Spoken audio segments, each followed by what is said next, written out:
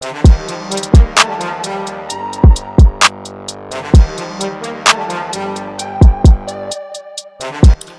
what's going on, beautiful people, wherever you're listening from?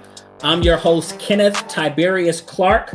All right, coming to you out of sunny San Diego, and I want to welcome you guys to the Breakroom Breakdown Sports Podcast.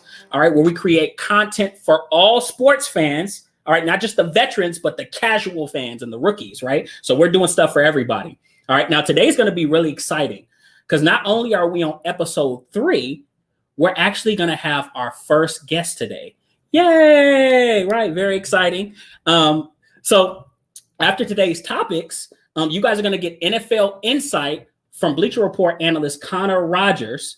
All right, so altogether, we're probably looking at anywhere between 35 to 40 minutes of content. So just sit back and stay tuned. Now, first thing first, the entire world is waiting. They've been waiting on the Tokyo Olympics to happen. It was supposed to happen last year, 2020, but COVID happened, so it got pushed to this year. But the unfortunate truth is we're having some concerns about this year as well. Let's see. According to the Ministry of Health, Labor, and Welfare, over 600,000 positive cases have been confirmed in Japan as of May 12th. All right, so not to mention they've taken some polls, and the reports are that the participants, upwards of 80% have voted that they don't want Japan. They don't want their home to host the Olympics. So definitely some cause for concern there. But let's see. This kind of worries me. So it makes me wonder, like, how are you going to take all these different countries? It's actually 205 to be exact. How are you going to take all these different countries with different protocols, and how are you going to get them to coexist in this one environment? Now, to give you guys a better idea, let's paint a better picture of the current state of Japan right now. So I actually just had a buddy. He's actually a chief in the Navy. So he just got back from Japan a few weeks ago. So I think he went out there to conduct training or something, right? So he sat down, he came to my house, and he detailed like what it was like to fly into their airport. All right. So first thing first, before he was even able to get on the plane, he had to display a negative COVID test taken 72 hours prior to his flight. So this is before he even gets on the plane. So then he gets on the plane. It's about an 11 to 13 hour flight. All my military people, you guys understand. He gets on the plane, he gets there, and awaiting them is an armed guard that directs them to about 15 different checkpoints. Yes, 15 checkpoints. It's a lot. So, but one of those checkpoints, they take a completely new COVID test. Now, this is crazy because guess what? He takes the new COVID test, and you can't even move into the next checkpoint until that test comes up negative. So this is a long process. I remember him. He told me, he said they landed at 2 p.m. He didn't make it to baggage claim till after 5. Now, I don't know about you guys. I just can't imagine taking a 10 plus hour flight, then going through COVID/customs for 3.5 hours. I mean, that's absolutely ridiculous. But that's not even the worst part. Now, he's military. If you're non-military, you have to download an application on your phone, right? So you download the application, and they can track your whereabouts for 2 weeks. You know, obviously we got the 2-week quarantine, but they can track your whereabouts. And if I'm not mistaken, you have to do like FaceTime calls with them.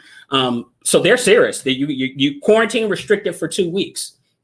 So that is the current state of how things are. And it really interests me. I'm like, okay, how are they going to take these crazy strict protocols? How are they going to implement them for the Olympics? So are the participants going to fly out 2 to 3 weeks early just to adhere to these protocols? Or are there going to be special circumstances? So who knows? All right. Despite the craziness and the uproar, all right, the Olympic Committee, they've stood firm. They told Japan, hey, we're doing this thing. All right, we're going to do this. And they think that they can conduct this in a safe and efficient manner. So you guys can kind of rest easy. I know I would hate to see some of these athletes have a 2-year turnaround if the Olympics get pushed back another year, because obviously we know 2024 is right around the corner. So that's the Olympics. But in NFL news, all right, let's see. The 2021 schedule has officially been released. It got released on Wednesday, May 12th.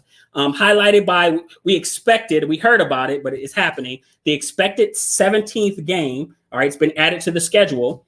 And let's see, we're going back to London, guys. So we got two London games in October. That should be pretty exciting.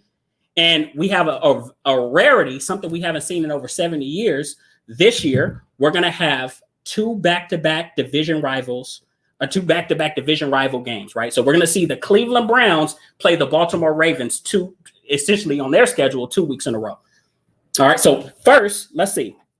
First, the Browns travel to Baltimore November 28th they got a Sunday night squabble. Then they go into their bye week and they come out and they host the Ravens December 12th, Sunday afternoon, right? So once again, over 70 years, I think 78 to be exact. It hasn't been done in a while. But that's just one of the exciting matchups. All right. I think this year, prime time is going to be absolutely crazy. Right. And we say this every single year. I know we say this every year, but I genuinely think this year that prime time is going to be nuts. We've never seen the NFL this evenly matched before. So let's see. We got the Kansas City Chiefs traveling to Baltimore September 19th for week 2. Now, we know about Orlando Brown. He forced his way out of Baltimore earlier this offseason. He wants to be a left tackle. We're interested to see how he holds up for Kansas City.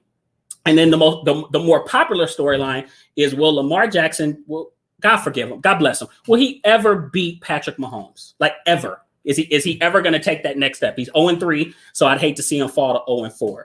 So that I'm sure that's going to be an exciting one. So then we have Buffalo. All right, Buffalo Bills hosting the New England Patriots December 6th. All right, now this is a surreal moment for me.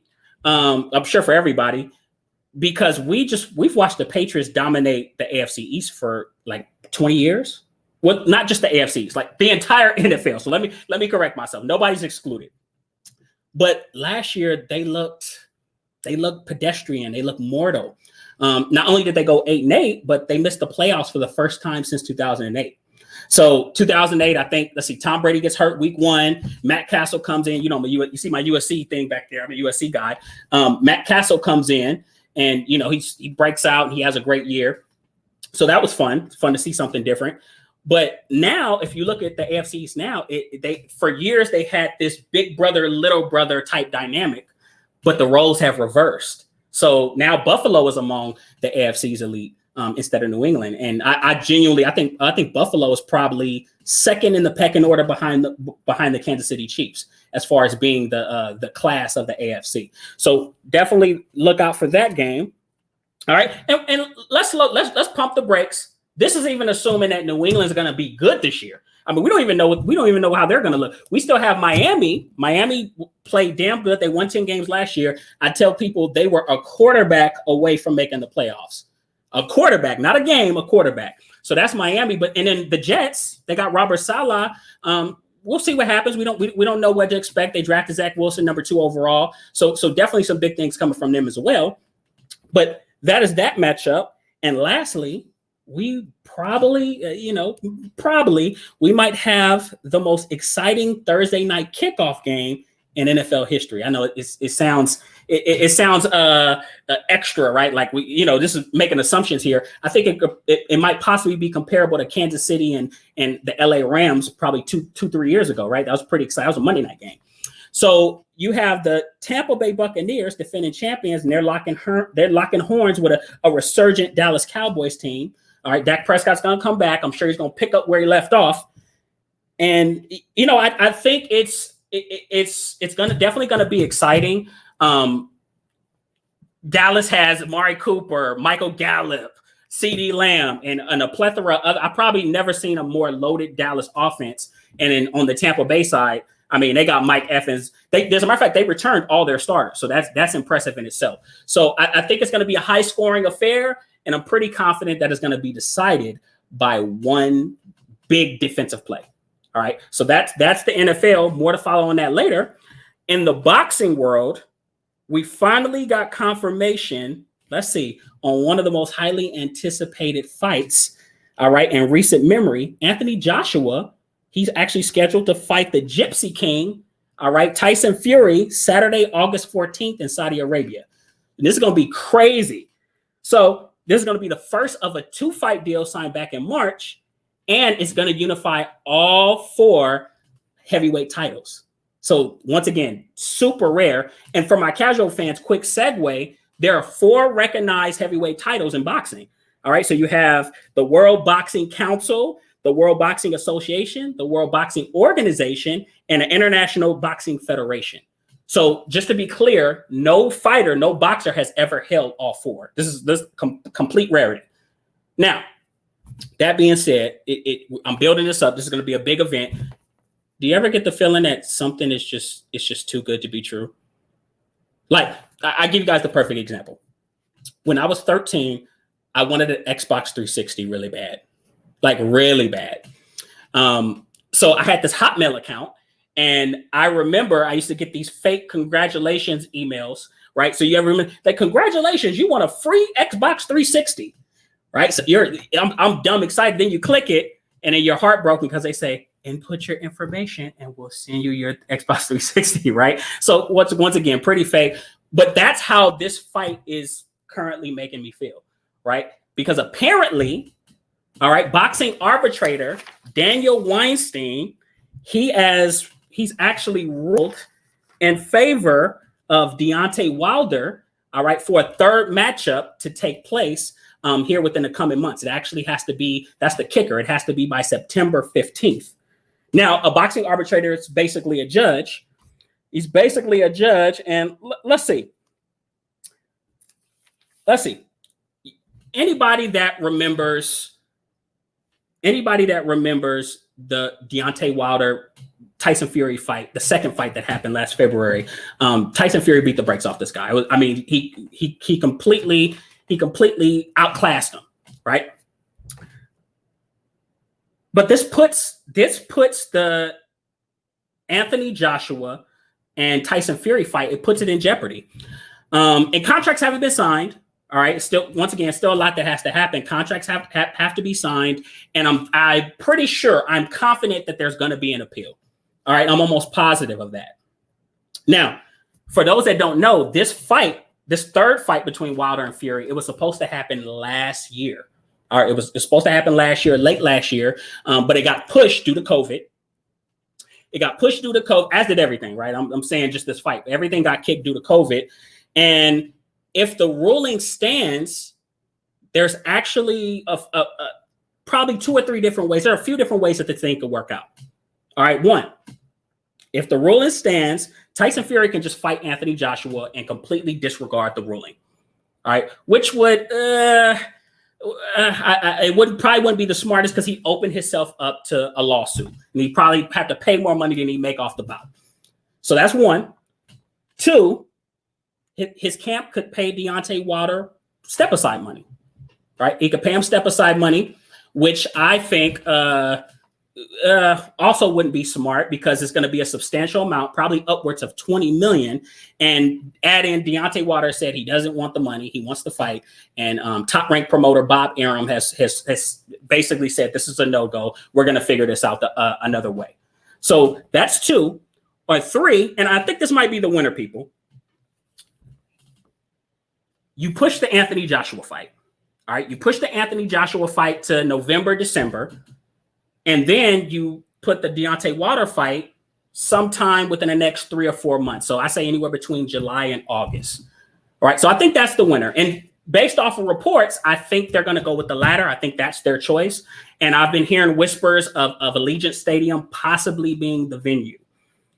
Right.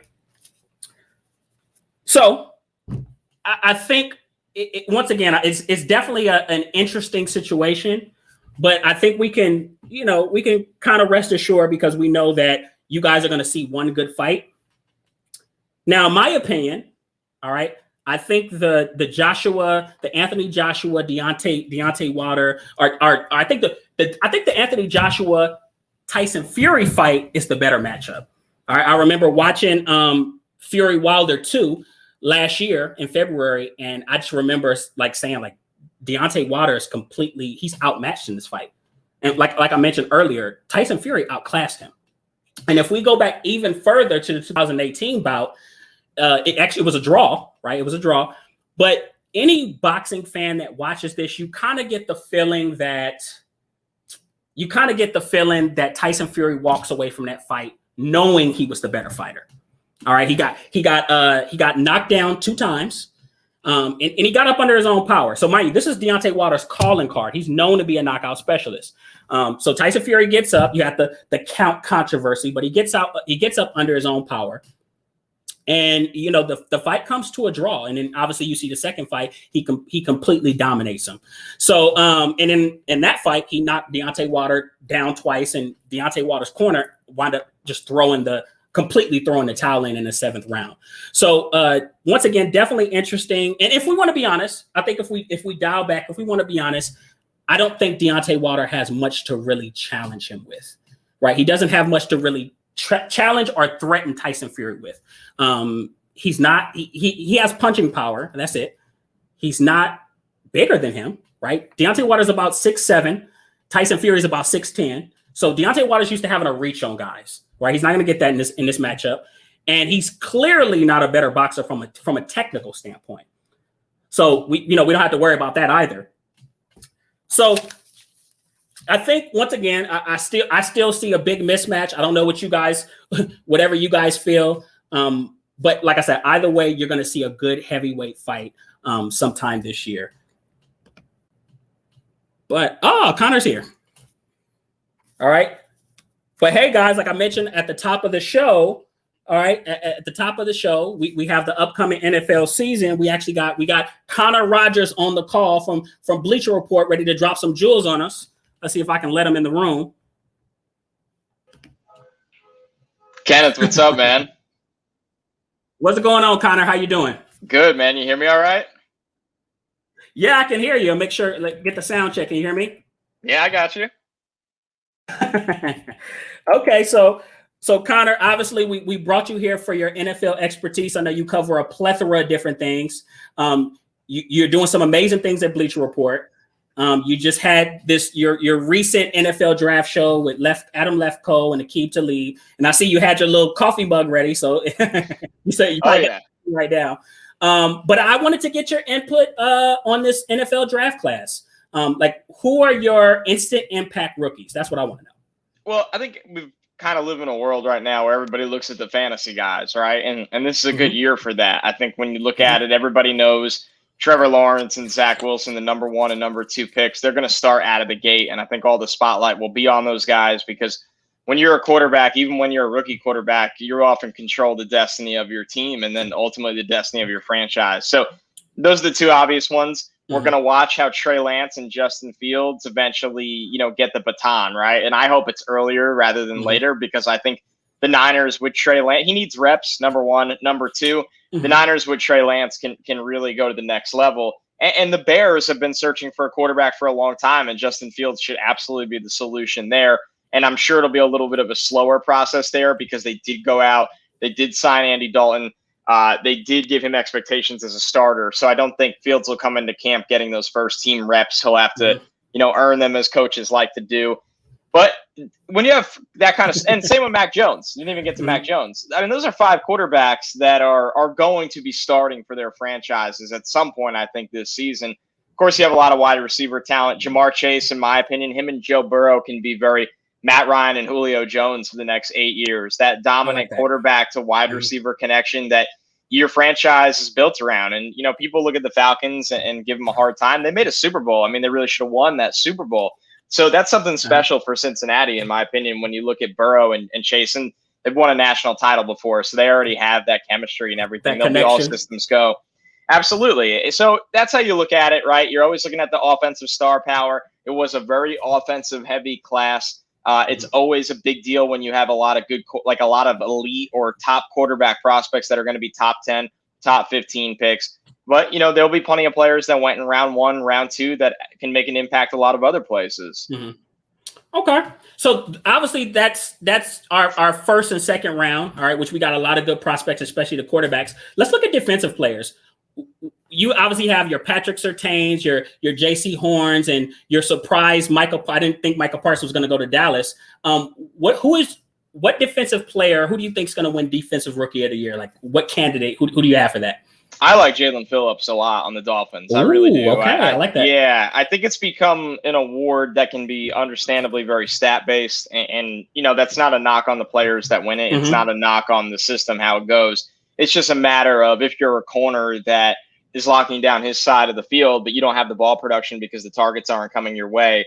It's Mm-hmm. hard to win the award, and that's what Mm-hmm. makes it really hard for a J.C. Horn or a Surtain if they have a great season. Now, even Greg Newsome on the Browns, Caleb Farley.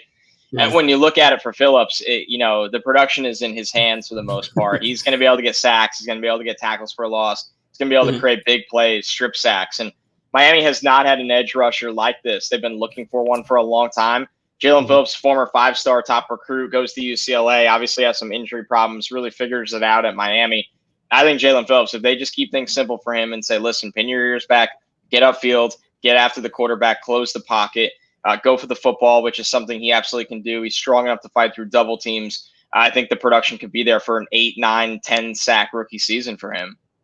Oh, wow. Okay. And I feel the same way. I think both Miami's edge rushers coming into the draft can definitely be productive year one. What are your thoughts on Kwity Paye going to Indy? I love it.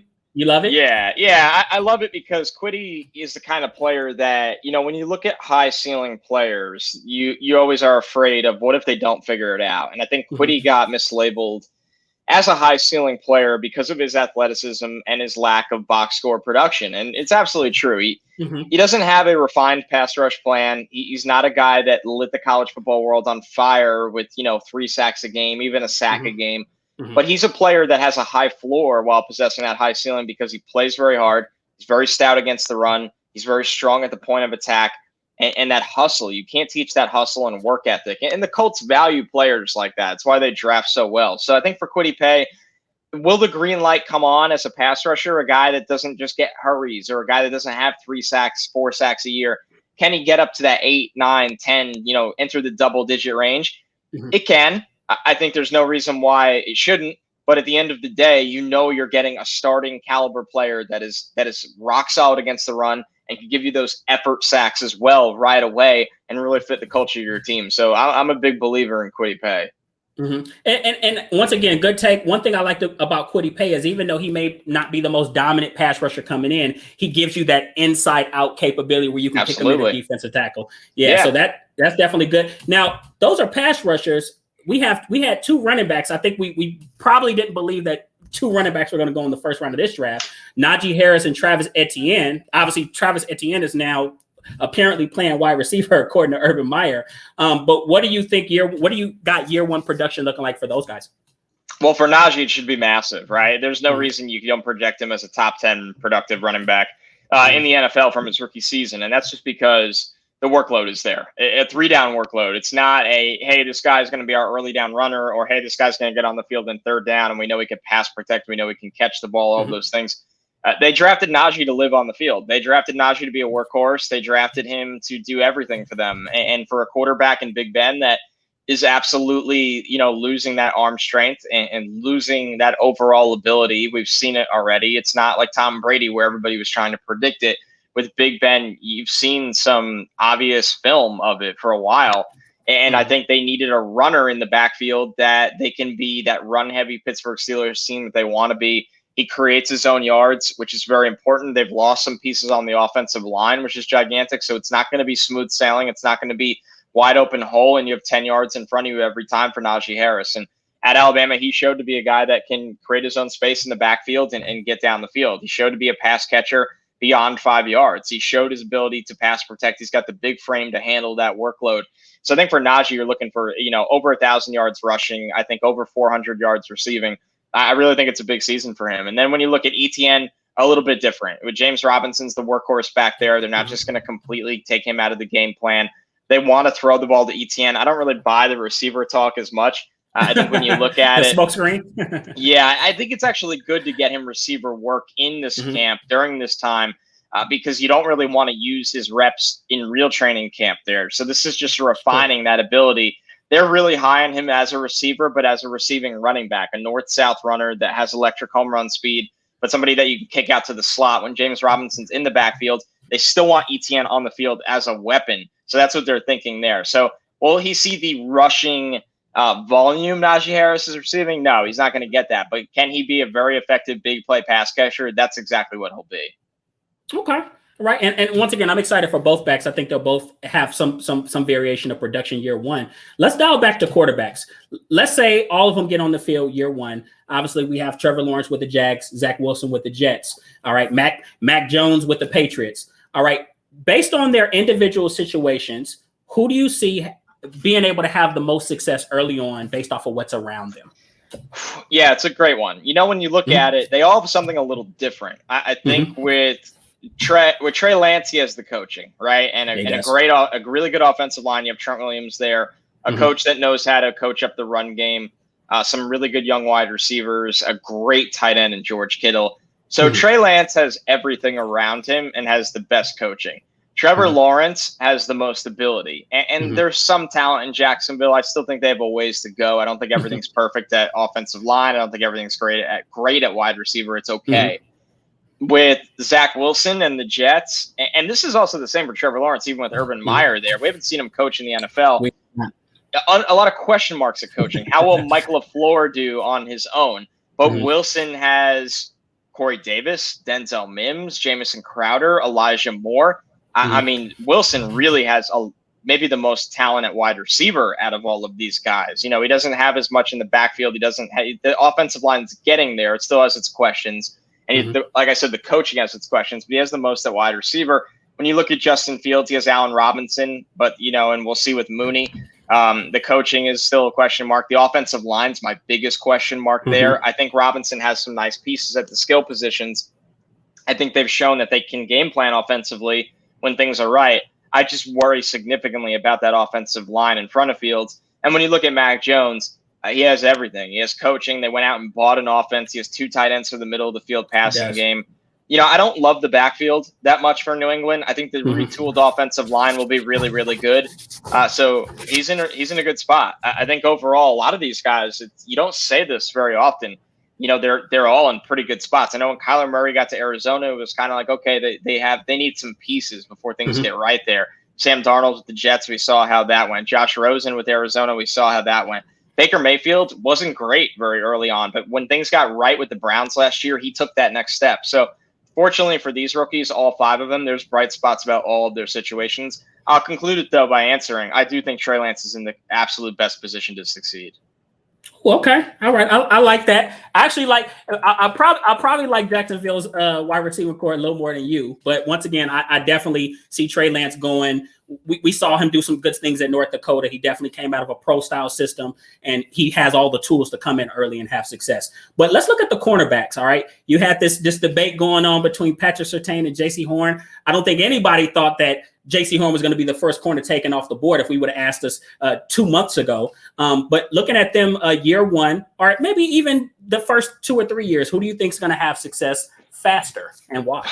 I think Surtain, and that's because, not even because he played at Alabama, but more or less that I think he's just very polished in everything he does, especially as a press corner. Now, when you look at J.C. Horn on the flip side, I think there's an adjustment period there because he's very grabby, and those are going to be penalties at the next level. Now, if you ask me who has more potential to be a lockdown island corner, I'll say J.C. Horn. I think by year 2 or 3, J.C. Horn's going to figure out what he can and can't get away with at the NFL level. I think the ball production will be really, really good. So I like both of them a lot. I think Surtain's the more pro-ready player. I love what he does coming downhill against the run. So much attitude to his game. He really loves every phase of the game. So I think Surtain's plug-and-play corner. You don't get a lot of those in the draft. I think Horn has the higher ceiling. Okay, I could definitely see that as well. So let's go a little further down the road. We had some guys go undrafted. All right, probably some that we probably didn't expect. Who are some undrafted gems that you see coming into this year that could probably surprise a few people? I mean, you got to start with Marvin Wilson, who got the biggest undrafted free agent deal, I believe, and that was from the Browns. And with Sheldon Richardson being released, the Browns actually, there's an opportunity there in camp for him to compete and maybe get some reps. So Marvin Wilson's the most notable undrafted guy. For me, I think when you look at, just the kind of impact he can have, he was a really good player 2 years ago. Things did not go right there for him. this last year. Things have not really gone perfect at Florida State for a while now, so you kind of understand. And then when you look at some other guys, Kenny Yeboah was somebody that I had as a early 6th-round player. He went undrafted. He goes to the Jets where they don't have a tight end. Can he get on the field as a tight end 2 or 3, fighting with Chris Herndon and Tyler Croft? That seems like a tailor-made situation for him to make the roster. So I think that's one. Tamarian Terry from Florida State, the wide receiver that goes to the Seahawks.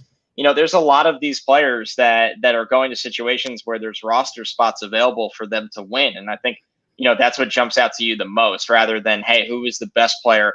Who is going to a spot where they know they can get on the field in some capacity? And, we saw it last year with James Robinson. He was somebody that was an undrafted running back, ends up winning the starting job, and ends up winning a lot of people fantasy championships. So I think when it comes down to it from that, you never know what you're going to get with the undrafted guys. And there's always a handful of gems each year. Mm-hmm. Most definitely. So obviously the draft is done. I'm excited for the actual season. Let's look at it, everything from a bigger picture. All right. Who would you say are your surprise teams going on this year? What teams do you feel like can really turn things around and make some noise in the 2021 season?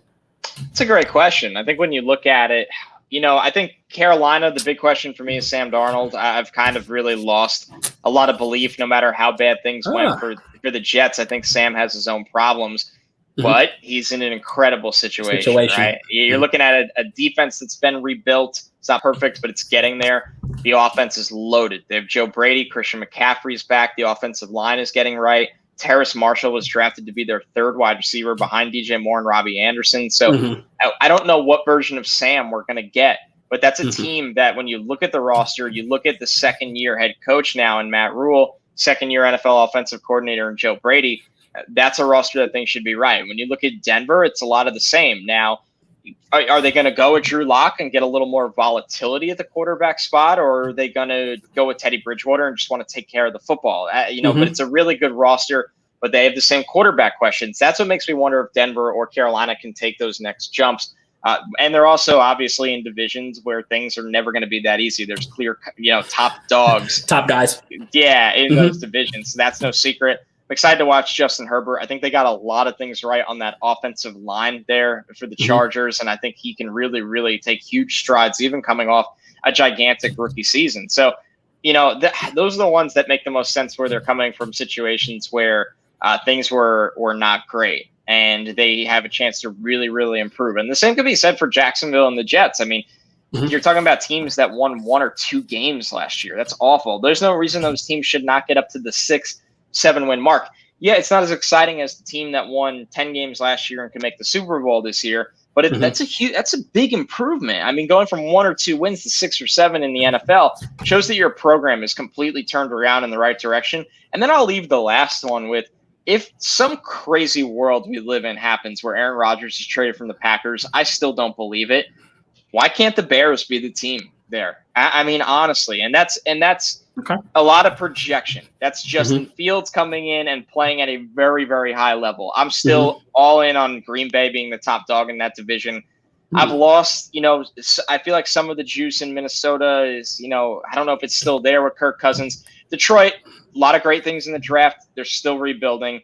So I just wonder, with the defense they have, and if Aaron Rodgers was out of the division, don't think it's going to happen, how much can Justin Fields do for that Chicago team? Most definitely 100%. You don't believe in the Lions? I believe in what they're doing. I think they're still, with their wide receiver core they have, they're still a little bit of ways away, but they have a really good offensive line, and they have a lot of new pieces on the defensive line. We'll see what Jared Goff does. He needs more targets. But I think that, they're still another year or 2 away. So you believe in the process, not the team yet, right? Yeah, and then fortunately for them, they inherited an absolute disaster, right? I call Matt Patricia the Adam Gase of the NFC, a guy that's a failed NFL head coach that also tears your roster apart on the way out. And those things, unfortunately, in the NFL take 2 to 3 years to rebuild. Okay. So let's look at another interesting division. I actually talked about them earlier, the AFC East. I mean, you got Buffalo. They've risen to the class of the AFC, and then you have the Patriots with Cam Newton coming back. They had some guys come back off COVID. They drafted some players. What do you think's going to happen in that division? We still got Miami. We still got the Jets. What do you think? What do you think that division looks like this year? I think the Bills are going to win a lot of football games. I think the Bills are going to win 13 games this year. I think that, they are in a spot where they should win that division. And then when you look at the other three teams, no matter how much all three improved, and they improved a lot. Miami made some really nice ads. New England went out, like I said, bought an offense. And the Jets had a really nice draft and a pretty good free agency with Carl Lawson and Corey Davis. I mean, those three teams made big strides. Now, the Jets, I think, are in a different place where you have a rookie quarterback and an entirely new coaching staff where year one of that program, they're looking for improvement. They're not thinking, they think playoffs, but realistically looking from afar, I don't think they're making the playoffs. Miami won 10 games last year. Ryan Fitzpatrick is gone, and he was at the front of a lot of those wins. What is Tua do this year? So Miami has a lot of talent. They're very well coached. I love the Jalen Phillips pick. I like the direction of the defense. They're loaded at corner. They finally have a pass rusher. How much does Tua hold them back, if at all, is the biggest question mark. And then New England, I like the roster, but I'm just not excited about Cam Newton or Mac Jones anymore. Honestly, I'm really not. There was a time where Cam Newton was one of my favorite players to watch in the NFL, and I don't think he's washed. I don't think like anything like that. Some people are like, oh, Cam's washed. I just don't know how far this Cam Newton takes you anymore after all of the injuries, the way New England's offense is constructed where, it was a lot of power running game.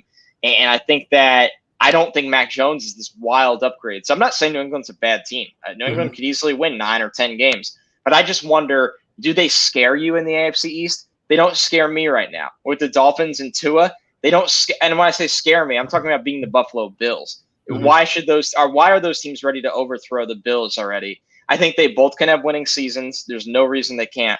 But the Bills just have significantly less question marks than all of them. Okay, so let's look at the AFC as a whole. All right, obviously you got Kansas City there on top. You have another team, Baltimore. They're a conundrum to me. I love Lamar Jackson, but I definitely think he has some improving to do as a passer. We have an exciting week 2 matchup. Want to say it's a Sunday night, September 19th. What do the Baltimore Ravens look like this year? Do they improve? Does Lamar Jackson make those strides? What do you see in store for that team? It's interesting. They got Kevin Zeitler, right? And they get an upgrade at guard, even though they traded Orlando Brown at tackle. They draft Rashad Bateman. I think they're kind of very much the same, right? And like you said, it comes down to how much more does Lamar Jackson give you, I think is the question mark there. So I think when you look at it for them, the good news for them is I think the Steelers are going to regress. That's a big thing. I think the Browns are not. I think the Browns are very for real. I think the Bengals.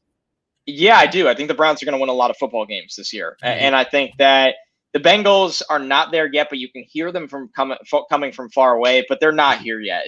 They're at least another year or two away from being a problem.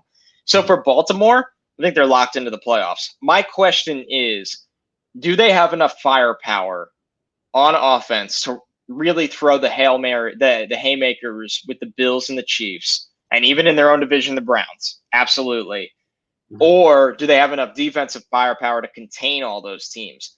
I love the Ravens. I think they're just at some point, I don't know if they can take that next step. And I love Lamar Jackson.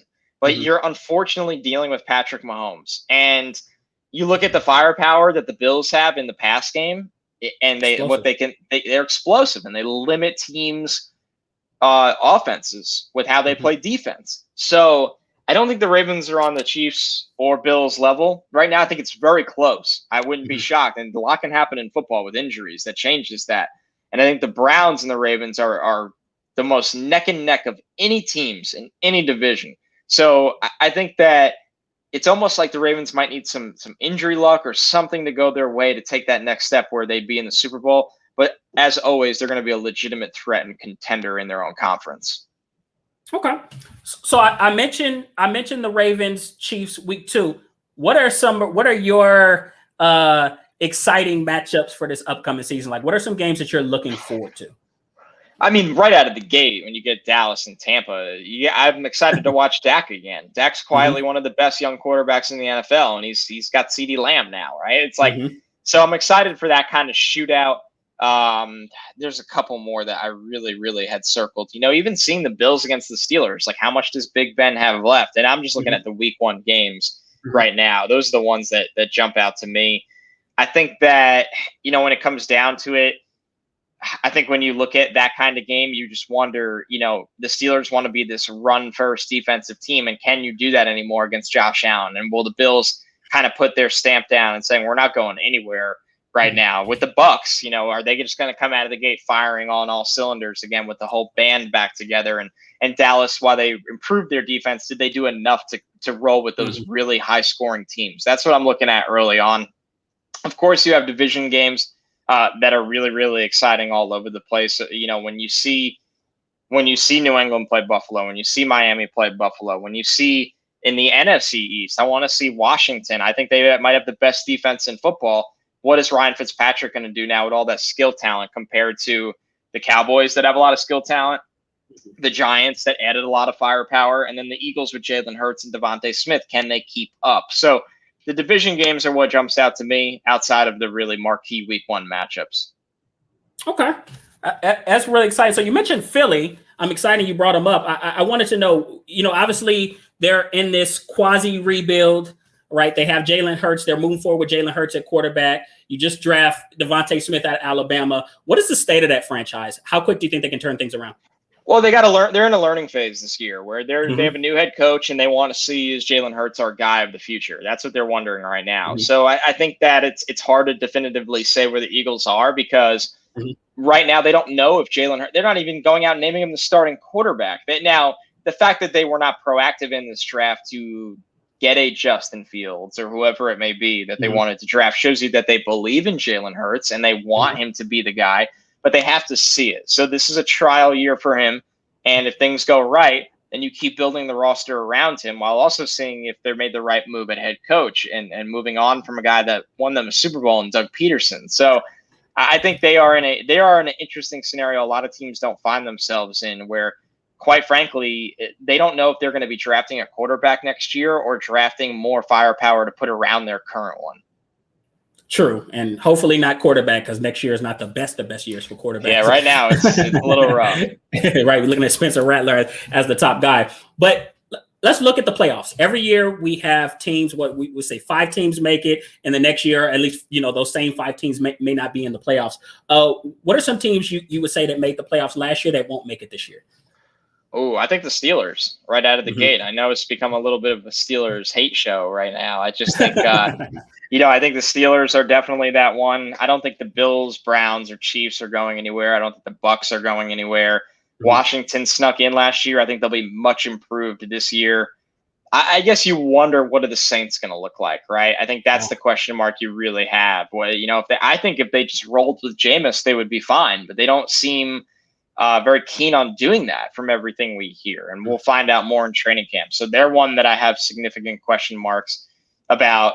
When you look at it, I wonder what Tennessee is going to look like without Corey Davis, Jonnu Smith, and Arthur Smith. I think that's not being talked about enough is, the Colts are they going to be much better with Carson Wentz? I really do think the Colts are in a good place. I really do. And I'm not the biggest Wentz guy, but I think they have a really good roster and staff to support him. So Texans are going to be really bad, but Jacksonville will be improved. It just won't be this cakewalk for Tennessee. Now you talk about team, and like I said, I don't think there's going to be a lot of change this year in this year's postseason. I think it'll be pretty much the same. I think it'll be very similar. I think you'll have your Baltimore and Cleveland and your Bills. When you're looking at it, and then I think when you look at teams that could sneak in, once again, I wonder what Carolina does. Is there an opportunity there? I don't think they're there yet. I think Atlanta has a lot of offensive firepower. If the Saints take that step back, can Atlanta sneak in? That's the one I'd really, really have my eyes on in that situation. So I'm excited about them. Dallas has Dak back. There's no reason why Dallas can't compete for a wild card spot or the division. We'll see how Washington and them duke it out. I don't think the Giants, it's a very even division, but I'm not as big of a believer in the Giants and the Eagles this year as I am for Washington and Dallas. Okay. So that's the play. Let's look at MVP candidates. We've heard a plethora of names. You just mentioned Carson Wentz. People talk about Carson Wentz as a possible MVP candidate. We got Dak Prescott, obviously our Patrick Mahomes and our Russell Wilson. Who are your MVP candidates and why? Well, I mean, it starts with Mahomes, right? And I think he's the clear-cut kind of guy. I think when it comes down to it, there's no reason to bet against him. He's got all of his talent. He's going to be hungry. He's going to be healthy. The offensive line is better. So Mahomes makes a lot of sense.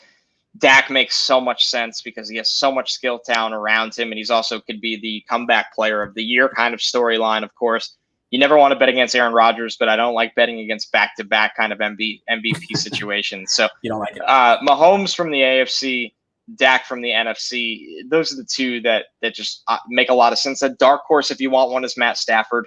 I think the Rams will be very, very good this year. I think Matt Stafford and Sean McVay will really, really click. And I think last time I saw Stafford's odds, it was like plus 1,400. So that's a steal. That's a super dark horse pick. Better situation for him. It's a great situation. Okay. So once again, I want to, it was a pleasure definitely having you on. Just definitely getting some NFL insight. Let's ask this last question. Your favorite football movie? I have to ask. Oh, favorite football movie, man. I feel like this should not be that hard, but it kind of is. Probably so many good ones. There are a lot of good football movies. I have to say, even as cheesy as a lot of them can be, I love Friday Night Lights. I really, really do. I always gravitate towards that. I'm not going to give you I'll tell you the worst football movie. The worst football movie is Draft Day. Ironically, I know our conversation has been about the draft. The worst football movie is Draft Day by a mile. I'll say I think Friday Night Lights is the best. Man, any given Sunday is a classic for a lot of hilarious reasons. I think that's one. So yeah, there's your best and your worst. He said Draft Day. I think Draft Day. It was entertaining, but it was so it was so splendiferous. That's my dad's word, splendiferous. You should carry that one wherever you go. Yeah, it was so splendiferous. I said no, I can't do it. But once again, definitely a pleasure, Connor. Of course, I definitely look forward to having you. I know you're a baseball guy. We're in season, so we'll definitely have to have you back. But how can the fans reach you? Yeah, I'm all over Bleacher Report. I cover the NFL draft there full time. And then, when things get a little quiet after the draft, I do my Badlands show covering the Jets and the NFL draft. And I do a show on the Mets because, like you said, I'm a baseball fan, not an analyst. I just have a good time with it. And so, yeah. And then my Twitter is at Connor J. Rogers. So all my nonsense is there. Okay.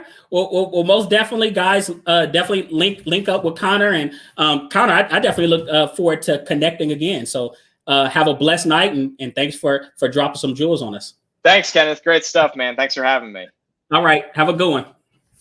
So I hope you guys enjoyed the show. All right. That we had our first guest in Connor Rogers. All right. He gave us his impact rookie sleeper teams. All right. The sleeper teams for the upcoming season. I mean, this guy, he gave us some really, really good knowledge. Of course, like I said, I think Jacksonville is a little better than maybe what he said. I think they can be better right away. I actually am a Sam Darnold guy, but as you guys know, I got the USC blanket behind me. So once again, all the stuff, but we also covered the COVID concerns for the 2021 Tokyo Olympics, the heavyweight title fight conundrum with Tyson Fury. Is he going to fight Anthony Joshua? Is he going to fight Deontay Wilder? What's he going to do? All right. But as always, if you guys had fun, hey, please subscribe. Subscribe. We're on all major platforms: Apple, Google, Spotify. And if you want a live chat, hey, just check out my Rooted in Sports chat room on Clubhouse. And hey, feel free to share the show. All right, with your friends that are literally non-football fans, or non-sports fans, or casual fans. Share it with them as well so they can join us. But until then, hey guys, welcome aboard, and I'll see you guys next week.